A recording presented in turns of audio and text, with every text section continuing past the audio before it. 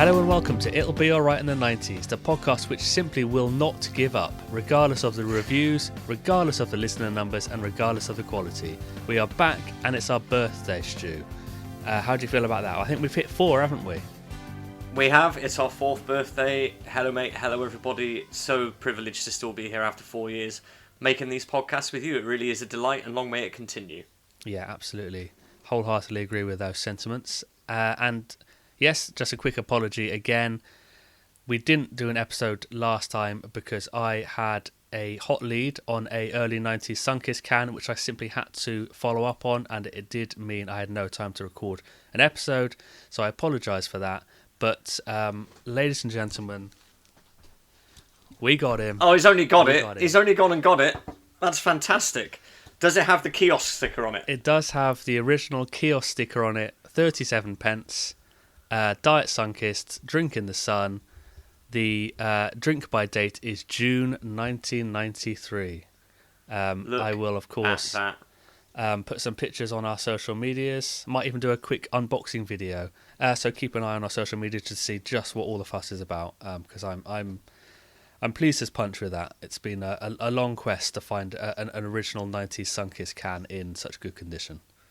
That really is a great buy. Yeah, definitely look at that on the pod social media when that goes out, because that is a real genuine artifact, and we're really hoping that it is a kiosk sticker from the kiosk in Caution, which is where we used to go and get our Sunkist back in 1993. I mean, what a link that would be. But I'm not sure that we're ever going to be able to know that for sure, but I would like to think that's where it came from. But no, excellent, mate. I'm very pleased for you. Thank you. Before we go any further, today's episode sponsor is one for our younger listeners, as we are sponsored by Fisher-Price. So, to make the most of this offer, head down to your local branch of the Early Learning Centre and quote the code ALLRIGHT90s to get 10% off their full range of Fisher-Price toys and gifts, courtesy of It'll Be Alright in the 90s and Fisher-Price. So, thank you very much to those guys for that great offer. Fantastic. Get down there and take advantage of that. I used to love the little Fisher-Price piano that had about 4 keys on it. I remember liking that. I remember liking that a lot. Yeah, not even enough for a full scale, just the 4 keys. Well, some would say that my music career hasn't really gone on from the Fisher-Price 4-key piano in the ensuing 30 years, but there we go. That's where I started, and that's where I still am. Time now for the bulletin board, and we have, as mentioned, been away for a couple of extra weeks, so there should be a few more things on the board this time. Stu, have you got anything over there? I certainly have. I'd like to start with a major update on one of our favourite ever items that we've ever discussed on this podcast. Are you interested in some more information on 40RA? Of course I am. The official car of the pod. The official car. For those of you that don't know, and if you haven't listened to the episodes in which 40RA was mentioned, this is a Lotus Carlton with the personal registration 40RA that was stolen and used in a series of ram raids in the mid-90s, and the police couldn't keep up with it. They couldn't catch it, and it ended up in the bottom of a canal after being used in one robbery too much. But I came across an article from the Birmingham Post, and this is titled "Gang Gives Police Chase Supercar a Watery End." Now, I'm not going to read all of it. We will post this on the socials so that you can see it. But I'll just give you the main points. A 176-mile-an-hour supercar that outstripped police pandas in a series of ram raids in the Midlands was consigned to a watery grave yesterday after it became too hot to handle. The wrecked £47,000 Lotus Carlton, the world's fastest production saloon car, was fished from a camera in Knoll near Solihull. Police believe it was dumped by the gang after its role in an 11 burglary crime blitz brought unwanted stardom.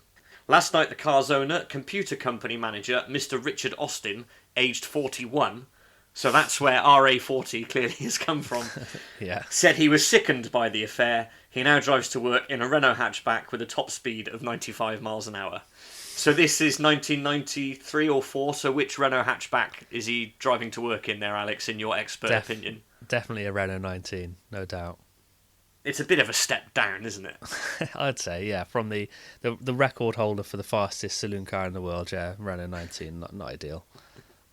We've got some more here from Richard Austin of Wyre Piddle near Pershaw in Worcestershire, which is Big Tim Parker's hometown, I believe.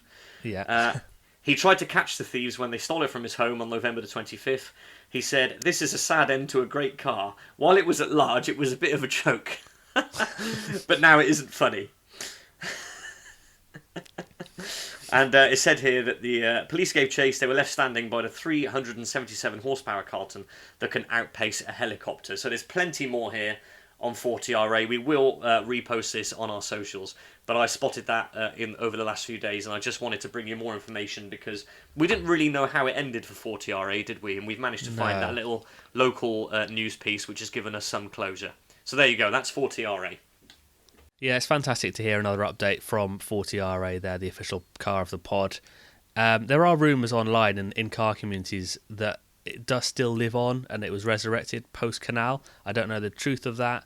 But if anyone out there listening knows any details about 40RA and where it is today, maybe Richard Austin, you're listening, please do get in touch and let us know any details because we're fully invested at this point.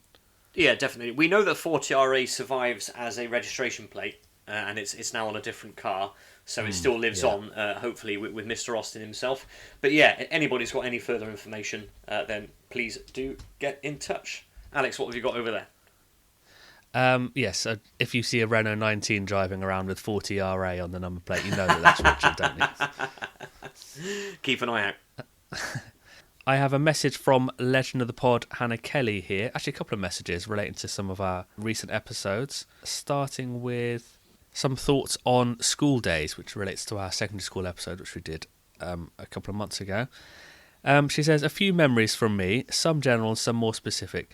It might be because I went to a Catholic school, but school skirts had to be knee length, so we would roll up the waistband to shorten it and then quickly roll down if the head teacher was spotted in the corridor." Not something we had to worry about, was that, Stu? No. I remember a trend was to wear our coats on our front, hooked over our hands and shoulders, rather than wear it on our backs. Not sure why. Do you remember this? Do you remember that? I can't quite picture that. So it's just wearing your coat back to front, like crisscross probably did. Yeah, that might be where it came from. I remember people sort of wearing their rucksacks on their fronts at certain times, but never a coat. No, that's not one I've heard of. Also, she says, the height of your backpack showed how cool you were. Too high or down low, it would be uncool. But if you got it just right, it was perfect. She says, I think this evolved over the years from being worn really low being cool to eventually being worn high being cool. And then also crossbody bags suddenly became cool towards the end of the 90s too. So sophisticated, she says. So I guess that's like a one strap bag? Yeah, they did come in sort of near the end of my secondary school days. I can't imagine they were very good for weight distribution across the back. There might be some people in their mid to late 30s who have got sort of shoulder and back problems now because they went for the one strap bag. Come to think of it, I had the same rucksack from probably year 10 up until the end of sixth form, I think, after I got rid of the orange Umbro Italia.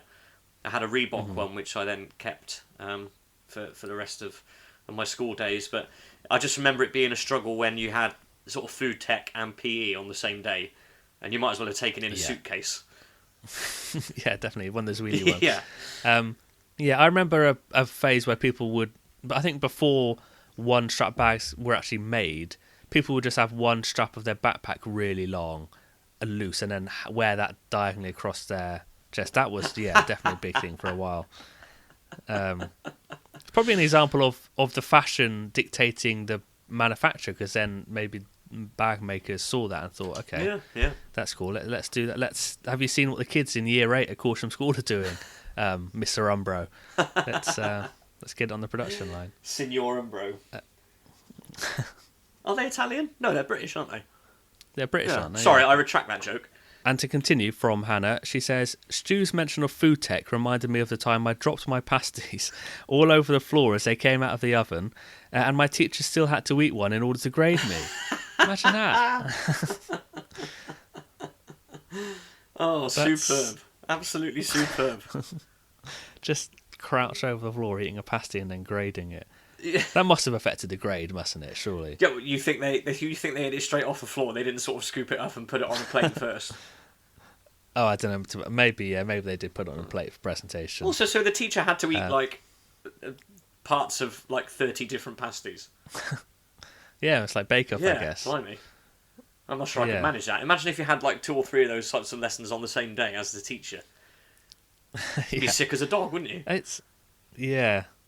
I wonder how strict they were about that. Like, oh, this is appalling. The spice levels are terrible. That's an F. Or was it just like everyone kind of got a B, you know, because it was fine. Too much potato, F. Yeah. Pastry too lumpy, F. I mean, we could go on and on. You've dropped it on the floor, D. Well, I hope Hannah got a good mark for her pasty. I'm sure she did. I'm sure that it was stricken from the record that it had been dropped on the floor. Or maybe the teacher didn't know. Hang on a minute. Is it what's being inferred here that the teacher didn't know? Yeah, let us know, Hannah. Did the teacher know, or did you quickly scoop it up onto a plate and reassemble it, and then the teacher was none the wiser? Yeah. And then the second message Hannah Kelly sends in is regarding our What's the Most 90s Wrestler chat that we had with Dom from WrestleSphere and Soundsphere. And she says, I'd say Bret the Hitman Hart. I was big into wrestling in the 90s, and he was my favourite, along with Hulk Hogan, brackets less said, the better there, and also The Undertaker. Just reading up on what happened to Bret the Hitman Hart, and apparently on Sky Sports, it says he's one of, if not the greatest, to have ever graced the squared circle, which brings us back to my oft-used phrase, squaring the circle. So, in many ways, we have squared the circle there with that message. It's a great shout. Bret the Hitman Hart obviously makes a cameo in The Simpsons. I think he buys Mr. Burns' mansion, does he? I'm fairly sure in one episode. Just on the subject of wrestling, did you see Triple H appearing on the popular Sunday morning light entertainment cookery show Sunday Brunch this weekend? No, I didn't. He did not have a clue. Not one clue what was going on. For 3 hours he sat there. If you can go back and watch it. It's amazing. For how many hours did you say? I think it's a 3-hour show. I think it starts at 10 a.m. and it doesn't finish till 1. And all the guests are there for the whole time. All right, the Triple H stands for that then. That's why they booked him. I thought, well, if anyone can do 3 hours, it's Triple H. Presumably so. Yeah, that's a poor joke. I apologise for that. Let's move swiftly along to the next message from Dad of the Pod, who has been up to no good down at the lodge again by the looks of it. Okay. He says, standards are slipping down at the Masonic Hall. The other week, Alex's mother and Sheila Bowden-Hill just turned up and walked in. Either the hall guard on duty didn't notice that they're women, or he did, but was too frightened to turn them away. Anyway, a precedent has been set and they seem to have taken over the lounge bar. It's the first time in donkey's years that I have spent time with Alex's mother in daylight hours. Turns out she's not such a bad old stick. I told her this and she threw a glass of Wincarnis over me. She never could take a compliment. Later, Sheila was showing us her new prosthetic hand. She went private and so had a good selection of models to choose from. She got the Beyonce one, which I thought looked a bit impractical. Very long fingernails, but she says they're useful for spearing chips and so on. Then Alex's mother told us that eating a hot dog with chips is as bad for you as smoking 20 Capstan full-strength cigarettes. The heated discussion of that statistic attracted the attention of Jeff, who was playing darts with the Lord Lieutenant. You know that he's still fairly cross about the health and safety people closing down the seniors all-in wrestling league, and he's always looking for ways to annoy them. He said the hot dog thing had given him an idea. A pop-up anti-woke cafe. Everything deep-fried, unwashed salad, uneven floors, wobbly tables and chairs, food served on a carpet tile instead of plates. I doubt this scheme will ever get off the ground, but Bob said he'd eat there if it did. Bob's always liked to live life on the edge. I think that's one of the greatest misses we've ever had from Dan of the Pod. It's all kicking off down at the lodge. Absolutely fantastic. The thought of a prosthetic hand based on the hand of Beyonce is mind-blowing to me. That's brilliant. Yeah, thank you very much for Dad of the Pod for that. Keep them coming in because we want to know what's going on down there. Yeah, we love it, absolutely.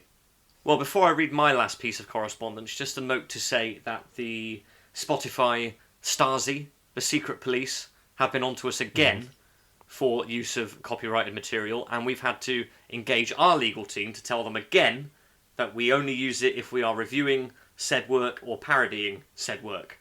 And I've gone back to them, I've made this completely clear, and hopefully that'll be the end of it, but they've really got to stop coming after us because it's costing us thousands and thousands in legal fees. It's really, really bad. Yeah, we're being hounded, aren't we? They're just looking for any reason to drag us down. Spotify. I don't know what it is. If they see us as a threat or something, maybe Joe Rogan's on their case, saying get rid of these guys because they're, getting my numbers down or something. I don't know, but Yeah. yeah, it's like McCarthyism. Yeah, I've lost up to 10 listeners to It Will Be Alright in the 90s. It's a witch hunt, is what it is. It's nothing more than a witch Exactly. hunt. So exactly what it is. Hopefully we've dealt with that and we can stand down the legal team. I've got some correspondence here from friend of the pod, regular contributor to the pod, and our official 90s teenage diarist of the pod, Teresa Stenson. And this is very different from the message she sent after we put out our little apology message last week. Another foul and abusive message for not producing an episode. But, we have to take that and roll with the punches. But she has come round this time with a message regarding our discussion of I Want to Be the Only One by Eternal on the episode a couple of weeks ago. She says, I was listening to the first part of your Top Gear pod while in the kitchen this morning. My other half, Mario, was elsewhere in the flat, not in earshot, doors closed, etc. Anyway, fast forward 2 hours later and he's pottering around singing I Want to Be the Only One by Eternal. I realised and shouted, why are you singing that? And he said, I don't know. It turns out he didn't hear any of the episode, but obviously it still went in somehow. Such is the power of It'll Be Alright in the 90s. That's fantastic, isn't it? Yeah, that is great to know that we have more listeners through osmosis than we do through actual, listening to the episodes and giving us figures. So, although the listener figures may be desperately low, statistically, there's way more people out there who are absorbing it somehow. I had heard that Jeff was looking into broadcasting us via bone conduction. So that if somebody nearby is listening to the podcast and you pass by, you'll just get, while you're in earshot, you'll just get, you might get your voice or my voice sort of going into your cranium as you go past through the teeth. So that maybe that's it. Maybe he was just trialling a bit of bone conduction broadcasting. Yeah. Oh, that would be great. Finally something pays off from his big book of schemes. Excellent. But clearly it wasn't us talking. It was just that little tiny clip of I Want to Be the Only One. The one final thing I want to say is, and I know you especially, try and limit our use of the "Do you remember?" sort of conversation starters. It's. Well, we try and avoid such tropes, don't we? We try and avoid such things. Yeah. It's too route one for us. But occasionally we allow ourselves, or I allow myself to do it, because I just had this thought the other day, and I hadn't thought of these things for decades. And that's, do you remember the big balloons on elastic string? And you could sort of, like, it was the size of almost like a space hopper, and it would have something in it, some beads or something, and you would just like bounce it off your hand on the string. Do you remember them? They were everywhere for a while. I saw a kid with one of those at Oakwood theme park in Wales last summer. Okay, maybe they still exist then. Maybe I'm just mixing in the wrong circles. Well, they certainly do in mid-Wales, but of course Oakwood now, sadly, no longer with us as a theme park. It's not reopening for this summer season, so we got our visit in just before it closed. Obviously, wife of the pod, Beth, grew up in Wales, visited Oakwood many times. It was my first time, so I'm glad that she got a final visit and I got to experience it before it closed down. And a very, very sad day when we heard that Oakwood was not going to be with us any longer. It's gone the way of Blobbyland, hasn't it? Yes, but I think they're dismantling the more popular rides and taking them elsewhere. They're not just going to leave it to go to seed. And Oakwood is a sort of theme park you could quite easily just put on the bonfire, though, isn't it? You could just dismantle it and stick it on the bonfire. The day that Pleasurewood Hills closes down is the day that I'll stop doing this pod, just so you know. Please let that continue for as long as I want to do this podcast. Is that likely to happen in the future, or is Pleasurewood Hills sort of guaranteed to survive? I don't know. It's not Thorpe Park, I'll say that, but fingers crossed. One final quick line from regular contributor Alex Mitchell, who sent me a news story which stated that hooch on tap is going to be a possibility in UK pubs in the foreseeable future, but I don't really know if that was a joke or not. Did he send it to you on April the 1st? No, this was well before April Fool's Day, so I guess there must be some grain of truth in it, but I think it's dangerous. Yeah. I noticed you are drinking out of your hooch glass there that I gave to you on our first birthday. It's a tradition. Lovely, yeah, every birthday lovely. I get the hooch glass out. So cheers, mate. Here's to 4 years and here's to another 4 years. Cheers. Or until Pleasurewood Hills close down, whichever one comes first. Yeah. No time for What's the Most 90s this week because we have so much other stuff to get through and it's our birthday. But just a quick shout out to Adam J. Fisher, who has given us our idea for the next What's the Most 90s. We will be thinking about that in the next episode in 2 weeks' time, so stay tuned for that. Right then, time to celebrate our 4th birthday.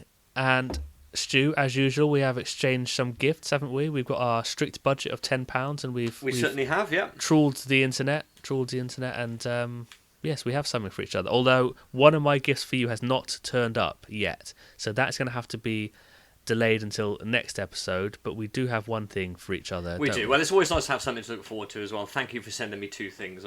I very much appreciate it. But yeah, I do have one package here addressed to the Floozy from Pusey.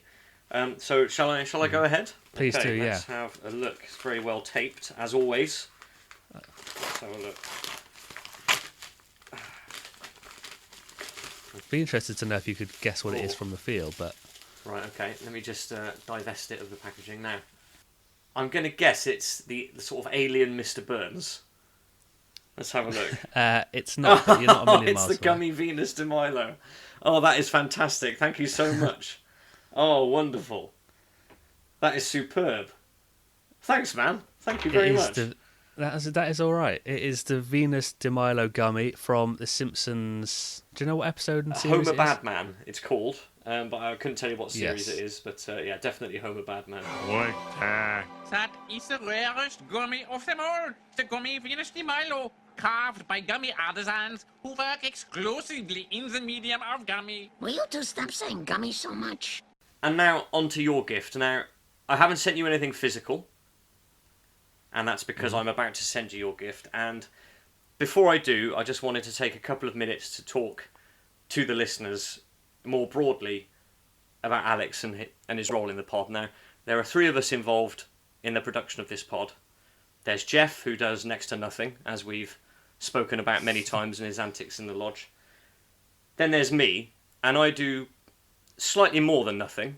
You know, I turn up for the recordings, I write my bits of the podcast, I edit the podcast, we do that on a turn-by-turn basis, but I don't do nearly as much as Alex does to keep the show on the road. He does all of that stuff and more. He keeps the ledger, he's got all of our information sorted out. He books the guests when we need to, he talks to the guests, he gets them on board. And I wanted to do something this year to really celebrate his role in the 4 years of this podcast and everything he does to keep us going. And also, he has a significant birthday this year. So it's a very special year for both the podcast and for Alex. And I've broken the bank. I've gone over the usual limit because, like I say, I wanted to do something really special.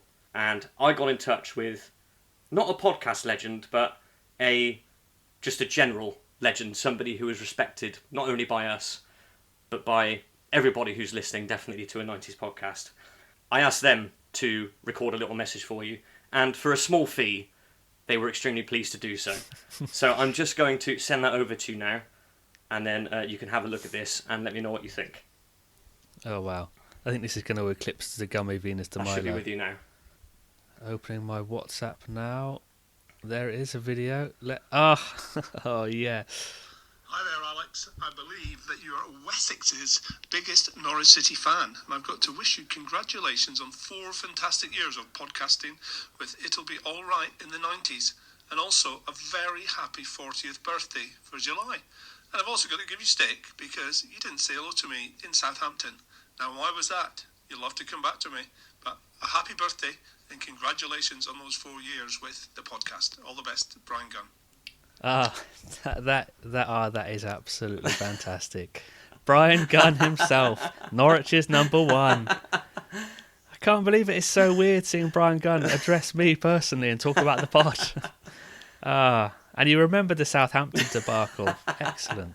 I'm really glad you like it, mate. I wanted to, like I said, I wanted to do something special for that because you do. I know we joke about these things, but you really do a lot of work to keep the podcast on the road, far more than I do, and I really appreciate it, mate. So I wanted to do something a bit special for you. So yeah, I thought I'd get in touch with Gunny and get him to send you a little message. Well, now we've got the gift giving out of the way. it's time to do our quiz, which is sort of becoming a bit of a tradition, I think, for our birthday episodes, isn't it? Yep, absolutely. We like to mark our birthdays with a bit of a quiz, so we will read out the questions, and it's down to the listeners to take part, get in touch, let us know how they got on. We've each got 2 rounds, and you'll just have to submit your scores. We haven't decided on a deadline yet, but when the episode comes out, we'll put it in the episode description exactly what the deadline is, probably a few weeks. And let us know how you got on. We know the reigning champion, Mark from Glasgow, is nigh on impossible to beat because he has a 90s knowledge base which is really quite sensational. There were lots of great contestants from last time, but we want to see how you do this time. So let's get on with the quiz now. Yeah, it's always difficult when you've got a Popmaster champion in your midst, isn't it? Who's going to be there to be shot at and be the one to beat. So yeah, best of luck, everyone. I seem to remember we started the last quiz with the music round, so shall we go with that again? What do you think? Yeah, let's do it. Okay, so what I've based this round on is boy and girl bands. Obviously a staple of 90s music, probably more than any other decade. I have got 3 songs from particular boy or girl bands. I'm going to name those songs. All you need to do is identify the band from the song. Now, all of the songs that I am going to mention were UK top 40 hits. The vast majority of them were UK top 20 hits. So obscurity is not an excuse. Everybody should be very familiar with all of these. Okay, so band number 1 had hits including Life Ain't Easy, I Want You Back, and A Touch of Love. And Alex is looking perplexed already. Okay. Yes, I didn't explain. We're going to play along with each other's rounds just for our own entertainment, really, because I don't know what Stu's questions are going to be. Stu doesn't know what my questions are going to be. I certainly don't know what the answers are for Stu's questions. I'm going to just have a think, and then when Stu reads out his answers, I'll see if I've got any of them right. Mm-hmm. Number 2, this band had hits called Stay, I Am Blessed, and Power of a Woman. Oh, we've definitely talked about Power of a Woman on one of our episodes. I'm sure we have. Number 3, Tricky. Hey DJ, Play That Song, in brackets, We Come to Party, and Telefunkin. Now, even though they were all top 20 hits, I think that is quite a difficult one. I do actually think that's a difficult one. Number 4, on more familiar ground here maybe, To You I Belong, Jesse Hold On, and Roller Coaster. Okay, I think I know that one. Mm-hmm. Number 5, Finally Found, End of the Line, and Love of a Lifetime. Finally Found sounds very familiar. I would say that was probably their most well-known song for this group. Number 6, Same Old Brand New You. And then we've got a double A side with Every Time and Ready or Not.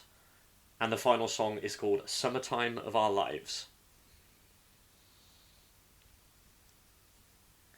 Number 7, Back Here, Still on Your Side, and Out of My Heart, Into Your Head. And Into Your Head is in brackets. Out of My Heart, Into Your Head sounds like some sort of river-born virus. Or some sort of grub that you pick up on a camping trip in the Amazon. I don't know, it might be preferable to listening to anything that this band produced. I'm not entirely sure. Okay. Number 8, I'm a Man Not a Boy, Tarantino's New Star, and Breathing. And this band is my personal favourite on the list. Number 9, Change Your Mind, Every Time I Fall in Love, and Never Found a Love Like This Before. So he falls in love a lot every time I fall in love, but then he's never found a love like this before. So there's a bit of a juxtaposition there, isn't there? And finally, number 10, Forever, Love Guaranteed, and Ghetto Romance. So as I said, there are 10 boy and girl bands to identify there from 3 songs that they released over their career in the 90s. They were all at least UK top 40 hits. Best of luck on that round. My first round is going to be on films, and Same with Stu. I've got 10 questions. They're all just sort of general film-based questions. There's no particular theme or pattern to them. So let's just get going. The first question is, who won the Best Actor Oscar in both 1994 and 1995? No bonus points for naming the films, but obviously spiritual bonus points if you can name them. The chances are, if you know the actor, you probably will be able to guess the films. I'm not sure. All I can think of is Anthony Hopkins. Well, I know it's not him, just because he did that film with Mick Jagger in the same year that he won the Best Actor Oscar. And he was in both the best and worst film of that year. Yeah.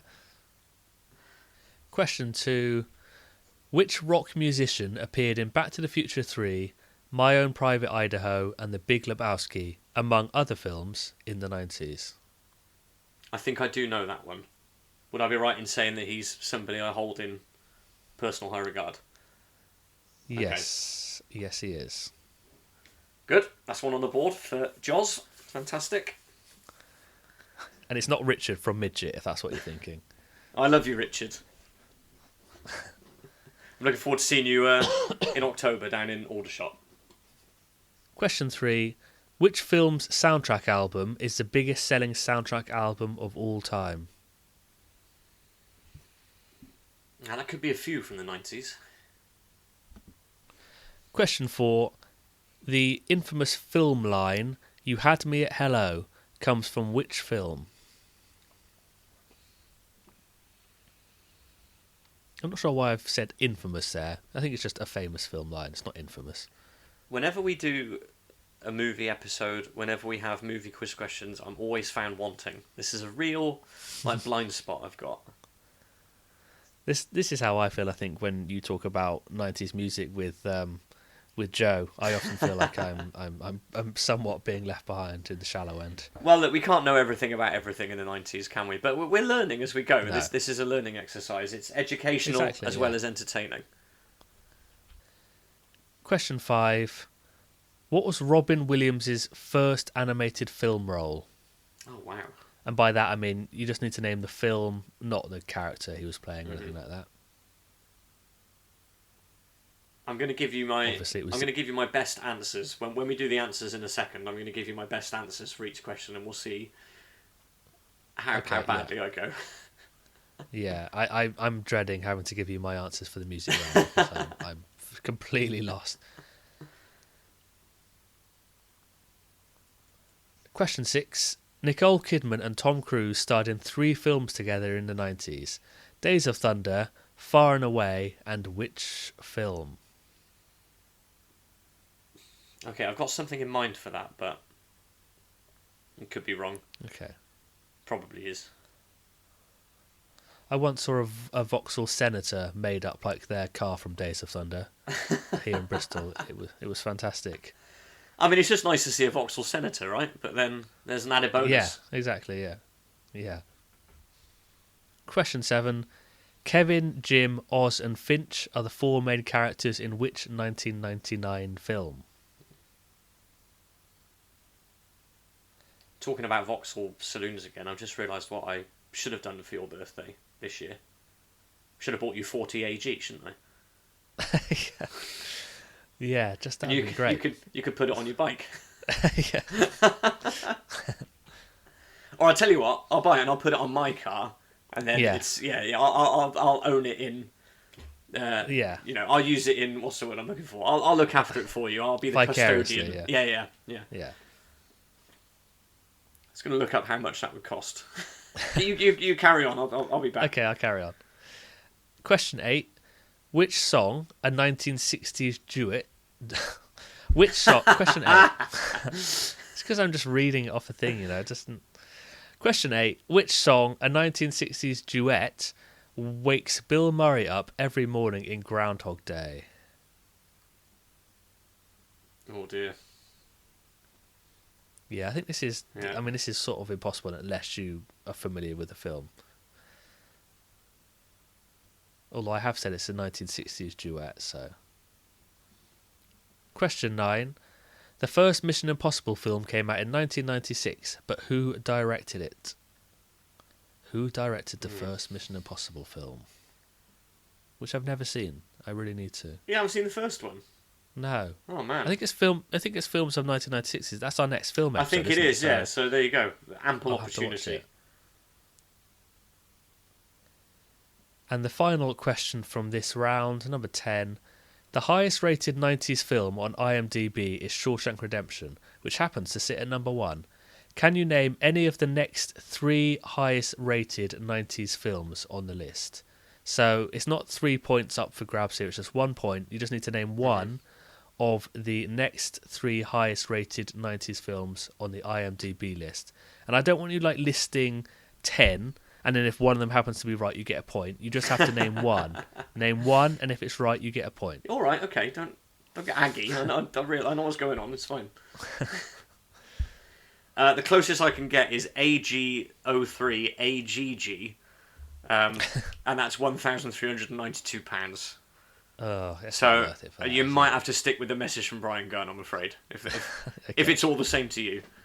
Yeah, fair enough. Right, so we've both done one round each. We're going to go through the answers for those 2 rounds, and then we'll do the second half of the quiz after that. So, Stu, let's go through the music round. Yep, okay, so back to the girl and boy bands. Number 1, Life Ain't Easy, I Want You Back, which was a cover of the Jackson 5 song, and A Touch of Love were all songs by Cleopatra. Ah, okay. You got to let me answer it first. Oh, I do apologise, of course. Okay, right, you're giving you that one for free. Because I was definitely going to get that one okay, as well. right. So 1 point, okay. Number 2, Stay, I Am Blessed, and The Power of a Woman. We've already mentioned them tonight. I was going to say Eternal. It's Eternal, isn't it? You can't keep saying that. I mean, I was about to say Eternal. Cleopatra I definitely didn't get, but Eternal was the one of these 10 that I think I did get, so I'm having that. Okay, well, you're 2 from 2 at the moment. Can you keep this up? I wonder. Okay. Right, no prompting from me from now on. Hey DJ, play that song, We Come to Party, and Telefunken. All I can think of is the Venga Boys for those song titles, but I don't know. Well, if you've been keeping up with your Top of the Pops, like I suggested to you on the last episode, then you would definitely know this because they've just been through. It's Entice. Ah, okay, yeah. To You I Belong, Jesse Hold On, and Roller Coaster. Is that Bewitched? It is Bewitched, correct. Yes. 3 out of 4 so far, still not 75%. That is not bad. Finally Found, End of the Line, and Love of a Lifetime. I'm thinking like a boy band. Damage. I don't think it is Damage, but I'm going to say Damage. I'm afraid it's not a boy band, it's another girl band. It's Honeys. Ah, okay. Yeah. Same Old Brand New You, Every Time, and Ready or Not, the double A side, and Summertime of Our Lives. I had no idea for that one. Okay, that's A1. Okay. Who I think I might have written to, in the CD single you used to get the little card with the address on it and you could put a stamp on it and send off for further information. I think I sent that away out of that. I think I had the double A side, Every Time, Ready or Not, and I sent away the card. And they sent me back a sticker, which I put on my bedroom door. Oh, that's nice. Isn't that nice? Yeah. That's nice, yeah. Back Here, Still on Your Side, and Out of My Heart, Into Your Head, the Riverborn Virus song. I'm going to guess 911 for that. It's not 911, it's BB Mac. Oh, BB Mac. If you remember them. I seem to remember Dad of the Pod Glyn being... he liked Still on Your Side. I seem to remember. Okay. When he listens to this, he'll let me know. But I think he used to like that song. I'm a Man, Not a Boy, Tarantino's New Star, and Breathing. That's not Midget, is it? It's not Midget. No. The Tarantino's New Star is really familiar to me, but I can't place it. It's another band who had a BBC children's TV series of their own. It's North and South. Ah, okay. I wasn't going to get that. Change Your Mind, Every Time I Fall in Love, and Never Found a Love Like This Before. I don't know. I recognise Never Found a Love Like This Before, whatever, but I can't think what it is. That's Upside Down. Oh, I've never heard of them. Who I think were put together on a TV series and later changed their name to Orange Orange for some unknown reason. I actually spent quite a bit of time, again, talking to our friend Teresa about the band Upside Down over the last few days. So that's why I wanted to put them in, make sure they got a shout here. And finally, Forever, Love Guaranteed, and Ghetto Romance. That's not Damage, is it? It is Damage, correct. Okay. So well done. How many did you get there? I think you got 4. Yeah, We gave most. you Cleopatra, Eternal, Bewitched, and Damage. Yeah. If I can get 4 on the film round, then it will be a miracle. So I think you might be in the lead. Come at the turn, I think you might be in the lead. Right, so the answers to the film round. Who won the Best Actor Oscar in 94 and 95? Who did you think, Stu? I'm thinking it would have been something to do with... I'll say Jeff Goldblum, but I don't think so. It's Tom Hanks. Tom Hanks. It is for Philadelphia and Forrest Gump, Okay. of course. Mm-hmm. The rock musician who appeared in Back to the Future 3 and those other films, Stu? Well, this is one I know I'm going to get right. It's Flea, the greatest bass player in the world. It is exactly that, Flea. From the Red Hot Chili Peppers, in case anyone didn't know that. Question 3. Which film's soundtrack album is the biggest selling soundtrack album of all time? What was your guess in the end? I think it's either Jurassic Park or Titanic. I'm going to go for Titanic. It's not. It's a good guess. It is based, I think, on the strength of one big song, one big hit at the beginning of the decade. It's The Bodyguard. Ah, of course. Yeah, there were loads of singles from that. We talked about that on the bloody Christmas episode, didn't we? Yeah, we did. Oh, dear, oh, dear. Oh, slap on the wrist for that one. Question 4. The famous film line, "You had me at hello," comes from which film? I'm going to have to pass. Yeah. Jerry Maguire? Oh, correct. You got it. Yeah, you almost passed and you got it. Question 5. What was Robin Williams' first animated film role? Did you have an idea for this? See, I can't get past Flubber, but that wasn't a animated movie, so... Yeah. Was he in, like, Five All Goes West or something like that? Good guess. Good film. Five All Goes West. It is. It's kind of similar, actually. Possibly even the same studio, I'm not sure. I mean, I was laying a bit of a trap for you to say, and everyone else to say, Aladdin, because obviously that's his first, his massive animated film role. But the answer is actually Fern Gully, which was released the same year as Aladdin, but just a bit earlier in the year. Question 6. Nicole Kidman and Tom Cruise starred in 3 films together: Days of Thunder, Far and Away, and what did you think for the third one? You've Got Mail? No, it's not. It's Eyes Wide Shut from 99, right at the end of the decade. Yeah, I should have got that. Kevin, Jim, Oz, and Finch, the 4 main characters in which film from the end of the decade? All I could think of was the one that we talked about in the last movie episode that your brother made you watch and that I said I would never watch if he paid me £1 million, and I can't remember what it's called. Oh, Kids. Kids. No, it's not Kids. It's American Pie. Okay. Well, I'm not too disappointed that I didn't know that, I've got to be honest with you. No, fair enough. Question 8. Which song, a 1960s duet, wakes Bill Murray up every morning in Groundhog Day? Any ideas? Is it the original version of Something Stupid, Frank and Nancy Sinatra? No, good guess. No, it's I Got You, Babe by Sonny and Cher. The first Mission Impossible film came out in 1996. Who directed it? Again, I know John Woo did the later ones, but I don't think he did the first one, but it's the best answer I've got. I think he did the second one. It's Brian De Palma. And the final question, the highest rated 90s film on IMDb is Shawshank Redemption. Can you name any of the next 3 highest rated 90s films? What was the one you were going to go for? I'm fairly confident this will be there. Toy Story? Oh, it's not. I think it is close. But no. What would you have gone for as your second choice, do you think? Well, is Titanic there? No, it's not. No. It's Schindler's List, Pulp Fiction, and Forrest Gump. They are the next 3. Poor showing. Very poor. While Stu rests his head in his hands, if you could all tot up your totals from halfway through the quiz and see how you're doing. I mean, we are supposed to know what we're talking about, aren't we, really? But yeah, this is true, actually. This quiz is just exposing each other to all our shortcomings as 90s experts. I only hope the listeners can forgive me because this is bad. We've discussed all of these things. Every single film and every single band that has been a subject of the question so far has been discussed on this podcast. Yeah, it's sort of throwing into question everything about our ability as 90s podcasters, isn't it, really? Yeah, it really is. I'm going to have to just beep it all out in the edit. Just be loads and loads of beeps. Just redact this quiz just to protect our modesty. Yeah. Or I'll edit it carefully. I'll just re-record a little bit here that I can like repeatedly splice in, and then we'll edit it carefully. So just give me a sec. Correct again, Stu. That's amazing. Spot on. Yeah. Wonderful. Yeah, maybe you could do the same for me. Yeah. How did you get that, Alex? That's brilliant. Another right answer. Yeah, that's good. Okay, right. I'll do an alternative one as well. Great.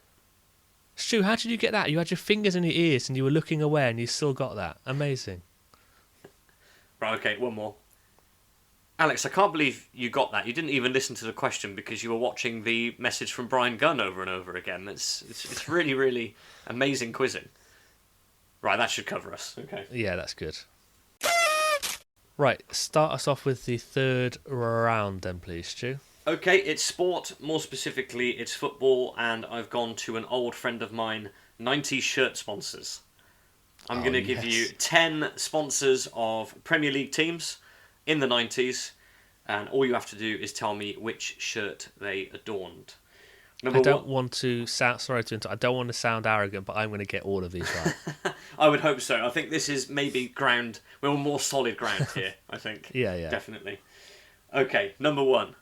Fisons. Boo. Number 2, Labatt's. Number 3, Compaq. Number 4, Elemex. I mean, even if I was saying the words, you can just visualise the shirt. Yeah, exactly, yeah.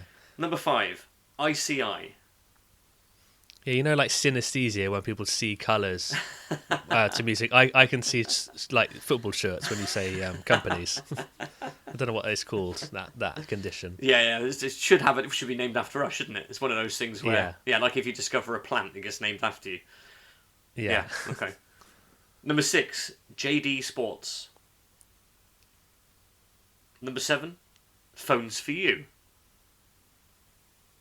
Oh God, I'm starting to falter a bit now. It's getting later decade. Oh no. Number 8, CIS Insurance. Number 9, Thistle Hotels. And number 10, Danker. 10 classic 90s football shirt sponsors there.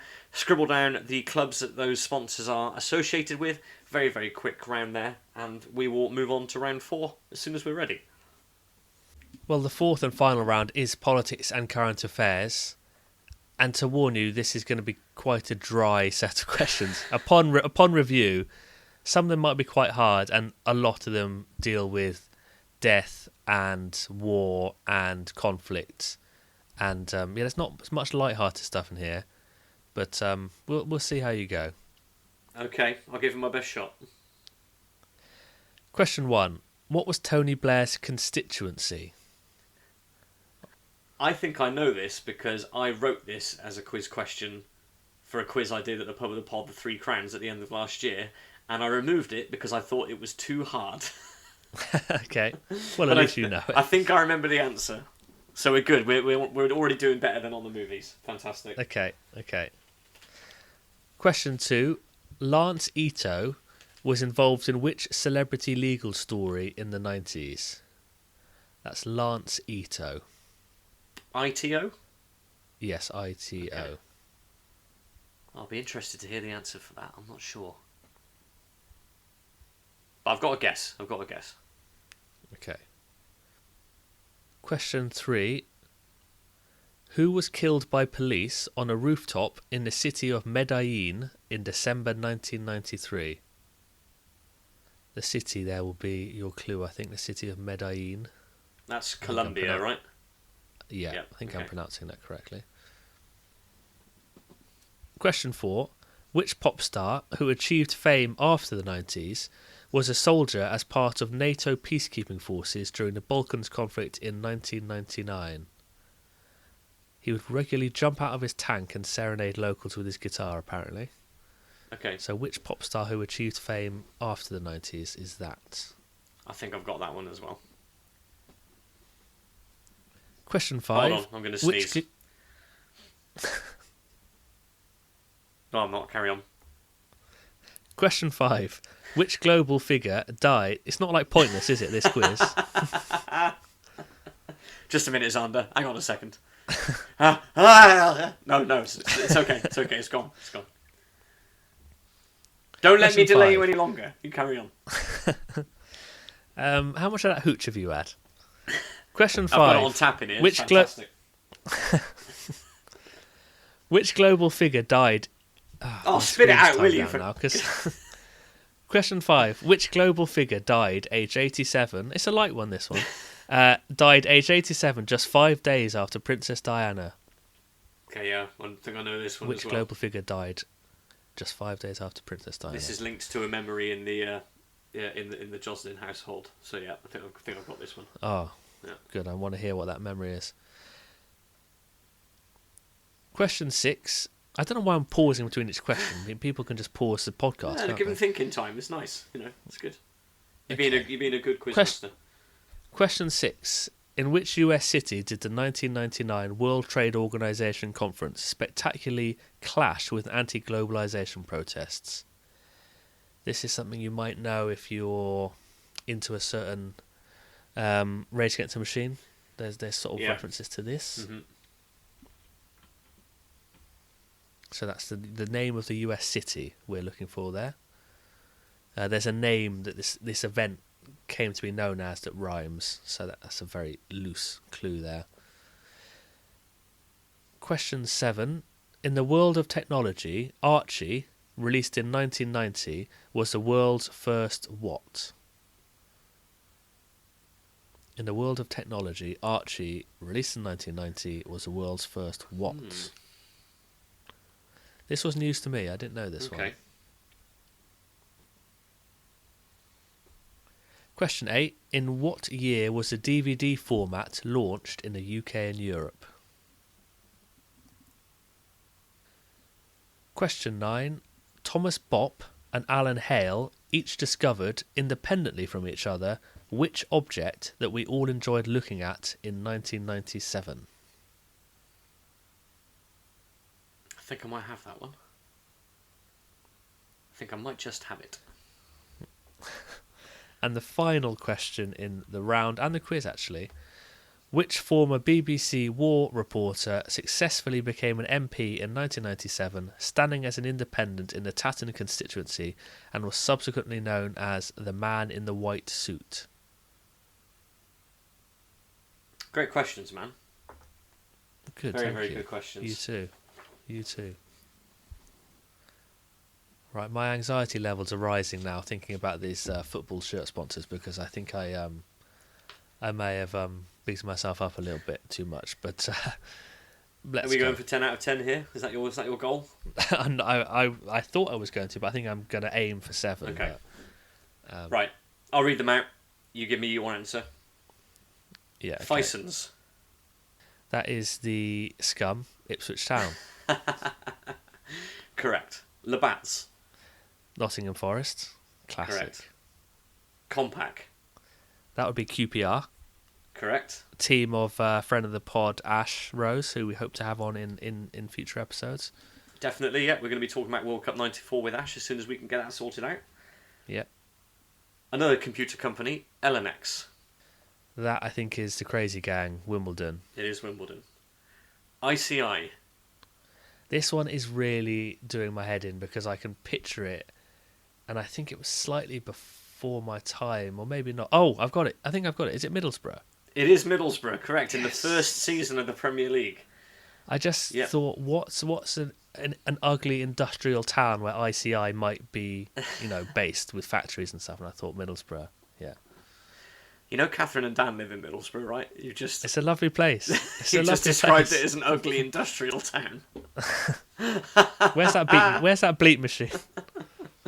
Oh dear, oh dear, oh dear. Well, they're never going to want to come back and speak with us again, are they? Right, let me do a new bit that I can splice in. I just thought, what a lovely seaside resort on the East Coast might be sponsored by a pleasant chemical company like ICI. Yeah, and it's of course at hometown to our good friends and regular guests, Catherine and Dan. So it's lovely to give the borough a shout out. JD Sports.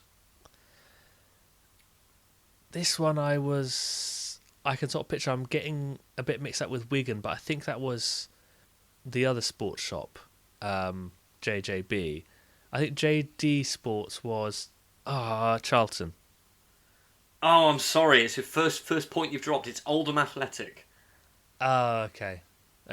Yeah, I can see that now. Yep, again, first couple of seasons of the Premier League, Oldham Athletic, JD Sports. Yeah, I can see that now. Phones for you? This one, I can't even picture the sponsor, let alone the shirt that it was on. Because there were lots of phone companies like One-to-One and stuff.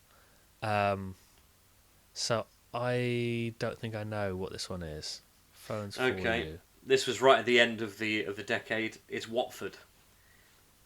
Okay, yeah, I think I can see that. Yeah, CIS Insurance. That's Blackburn, I think, isn't it? Blackburn Rovers, correct. Thistle Hotels. Leeds United's greatest ever sponsor. Correct. And finally, Danker. I think this was Everton. That is correct. Yep, absolutely. So you only dropped 2 points there. You only dropped Oldham and Watford. So a very, very good showing, if I say so myself. Thank you. So to the politics and current affairs round. Question 1: what was Tony Blair's constituency, Stu? Sedgefield. Correct. Yes. That makes up for all of the movie rounds that I got that perfect. It does, yeah. Yeah. It does, yeah. Lance Ito, what celebrity legal story was he involved in? See, the name is I've really recognised the name. My best guess, and I think we spoke about it on our crime episode a little while back. My best guess is that he was involved in the Hugh Grant thing. No, good guess. He was actually the judge in the O.J. Simpson trial. That'll be where I remember. So anyone who has seen the American Crime Story series will sort of recognise him from that. Who was killed on the rooftop in Medellin? Again, best guess. I'm not even sure if he is actually dead or not. But Pablo Escobar. Correct. It is Pablo Escobar. Yes, made famous by being a crime lord for a long time, but also by the series Narcos, which dealt with his life and death. Sorry if that's a spoiler. Question 4. Which pop star achieved fame in the 90s and was a soldier and whipped his guitar out in the Balkans? It's James every Blunt. now and again. It is James Blunt, yes. Goodness only knows what impact You're Beautiful had on the people of Srebrenica and the surrounding areas. Only James will know. Question 5. Which global figure died just 5 days after Princess Diana? That is Mother Teresa, because my mother had candles burning for both of them in the house over that sort of late August, early September period when all happened. So yeah, I'll always remember that. Yeah. Correct, it was Mother Teresa. Question 6. Which US city did the World Trade Organization conference clash with anti-globalization protests? So you gave a bit of a clue with the rhyme, and I was trying to think of a city's name that rhymed with riot. So I might have been going down it. But my best, again, I know is this the Rage Against the video where they're outside the... No, that's on Wall Street. But sorry, that was probably a slightly misleading clue. What was your guess then in the end? Chicago. No, it was Seattle. The Battle of Seattle. Of course. There is a film, I think, called Battle in Seattle, starring Woody Harrelson, which is very good. Woody, question if 7. you're listening, in the world of, you know what to do. Yeah. In the world of technology, Archie was the world's first what? So it must be something that's in use today. But all I can think of, I can't get out of my mind, is one of those computers that you could play chess against. It's not. No, this is difficult because I had no idea, and it's a big thing, and it's not still used anymore. Archie's not used anymore because it's internet search engine. Oh, okay. It's the first right. internet search engine. Well done to anyone who got that. Yeah, definitely. What year did you think the DVD format was launched in the UK? I'm going to have a stab at 1997. You're 1 year out. It's 98. Ah. It was released in 97, I think maybe in the States. I think 96 in Japan. Mm-hmm. And there was a bit of a lag, as there was in those days. What do you think Bop and Hale discovered independently of each other? I think it's a comet. It is a comet, exactly. It's Hale Bop. I was hoping that wording that question in that way would maybe, obscure the answer a bit to people who were well aware of Hale Bop comet, but you got it. You got past the trap. And then the final question of the quiz: which former BBC war reporter became the MP, the man in the white suit? Do you know who this is? I mean, again, I've got a best guess, but I don't think he was ever an MP. I'll say Michael Burke, but I don't think it was him. No, it was... Well, you've got exactly the right initials, but it's Martin Bell. Okay. Martin is he the one who did the... they counted the planes out and they counted them back in again? Was that him? He might be, yeah. Okay, right. It could be, yeah. Well then, that's the end of the quiz. So, tot up your totals. Please be honest. We wouldn't expect anything less from our listeners. Tot them up. Send them in to us, ideally on Instagram, maybe under the episode description for this episode. You can send them in on in the YouTube comments, or you can even email them to us and we will read them in a year or two. But let us know your scores and we'll try and cobble together some prizes, won't we, Stu? And we'll send something out to the winning team. And, I can't spring for messages from Brian Gunn for everybody though, so we're gonna have to have a think about this, okay? Yeah. Send them in on Blue Sky as well if you like. Do we look at that? I don't know. Yes. I do look at it, but it hasn't taken off quite as much as I think people hoped, Blue Sky, sadly. But that said, it's still a massive relief to not be on Twitter anymore. Yes, indeed. I'd just like to add my sincere apologies to everybody listening for my awful performance on Alex's rounds, and I want to demand that the next time we record an episode, I get to do another one of Alex's trivia games in the first part of the episode, so that I can try and get my average up a bit. Would you be happy to do that? Yeah. Yes, yeah, okay. Of course, yeah. What was the round that Nelson Mandela came under again? Was it Trends? Fashion and Trends, wasn't it, I think? Yeah. Well, and that wraps up another birthday celebration, Stu. Another year gone past. I really enjoyed that. I really enjoyed playing along with the quiz despite my performance, and it's been another great year of podcasting. We've had some excellent guests, we've covered some brilliant topics, and I'm looking forward to much more of the same. Yeah, me too. Yeah, it's always a pleasure to don these headphones and sit in front of this microphone of an evening and chat about the 90s with you, Stu. So, here's to many more years. Absolutely. We don't know exactly what we're talking about next week, but we are trying to get a couple of guests on for some interesting chats about various things all over the place. But needless to say, we will, of course, come back in 2 weeks with something 90s and something nostalgic. So stay tuned to that. If you would like to get in touch with us, please go to the link tree, which is linked to in the episode description below. You can find all our social media channels on there. And send us some messages because we would love to hear from you. But until then, that is us done for today. So it just remains for me to say goodbye and thank you. And I am just off to visit my favourite seaside resort, Middlesbrough. And I'm just off to take a spin in 40 AG. I'll see you up there in about 45 minutes.